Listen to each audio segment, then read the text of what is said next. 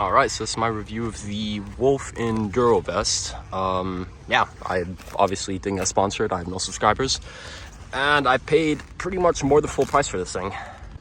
So quick backstory: I paid about 320 euros. I know it's crazy, but I ordered this when I was in Europe, and yeah, they obviously shipped from California, and that ended up totaling just about 320 euros, which is about just under $400. I think it was worth it, but again, you can be the judge. All right, so the first thing I'm going to say is the build quality on this thing. It is fucking great. I know it looks a little messed up because of the sand, but this is made from Cordura, obviously labeled quite well. Yeah, I mean, you just touch this thing and you realize, like, okay, you could take a pretty hard hit and it probably won't break. You know, I'm not saying this is like a replacement for body armor or anything of that sort, but again, this thing is pretty tough. That is the first thing that you realize. The first thing other people will say too is like, damn, that thing looks pretty sturdy. I was going to talk about what I use this thing for. I ride a lot of enduro, a lot of long days here in Cambodia. We do a lot of, you know, mostly again enduro riding, but a lot of, you know, connection trails, and you end up being on the bike for sometimes 12 hours. Through rain, through sweat, through heat, through everything. Again, I have these two. It's got on AliExpress for the Molly straps. I got to hold my water line because I didn't want to use these because it's a bit of a pain in the ass to, you know, get your water bladder connector out of there. I've got a GoPro mount up here that's aluminum, also connect to the Molly, pretty fucking sturdy. Apart from that, nothing. It's got my patches on there, you know, because why not? Again, you can get those on AliExpress. Yeah, that's basically the way I have it set up. Obviously, you have these two pouches in the front. We'll get to those in a bit. But here in the back, we have obviously the main pouch, which in here's where your water bladder goes. Again, I did not pack that today. I have a 2.5 liter water bladder. I think a 3 liter, and fits in here quite well. Again, it bulges out, but what do you expect? Again, there's another pack here that goes all the way down to the bottom. There's two little pockets in here too, which you can put a power bank in or something. Again, I have nothing in there today. Then you have another smaller pocket over here. I just have a rain jacket kind of crumpled up in here. Also very useful if you're maybe carrying tools in there. Back here again, Molly, military standard, so you can add whatever the hell you want. There's actually Decathlon sells add-ons which aren't labeled as Molly, but they will fit on here. They're pretty sturdy. This back pouch is actually attached with Molly too. Don't have a lot in here at the moment. Usually have a pump in here. Got some first aid stuff, etc. Bare minimum of tools. I have some more in the front, but again, you can fit a lot of shit in here. You do kind of feel the weight because this hangs a bit low on the backpack, or on the vest, whatever you want to call it, but yeah, it's not bad. Going to the front, we have got two identical pouches up front.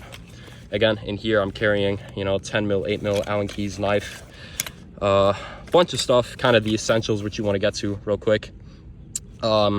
Usually carry a lot more in here, but again, today I'm out for like a few hours, so I don't really need to.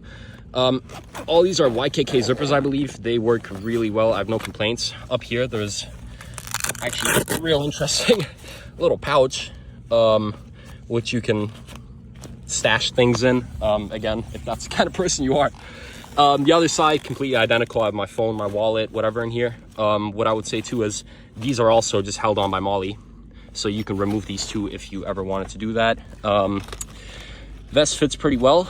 You get connectors when you buy this actually, which gets rid of these, so you can turn it essentially just into a backpack, and that works pretty well. I quite like that feature of it because I flew in this, you know, without looking like a terrorist with these front things on here. But yeah, it turns to a normal backpack, and it actually holds a lot.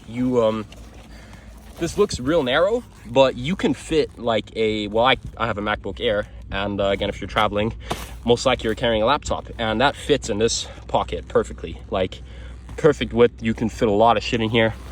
Have your passports, phone, etc. back here, and it just works real well. It fits really well. What I would say is it's made for bigger guys. As you can see, I'm rather slim, and I have this pretty much as small as it goes, and it fits well. But if you're a bigger guy, this is probably the best for you because, yeah, especially around the waist, like this thing comes real big.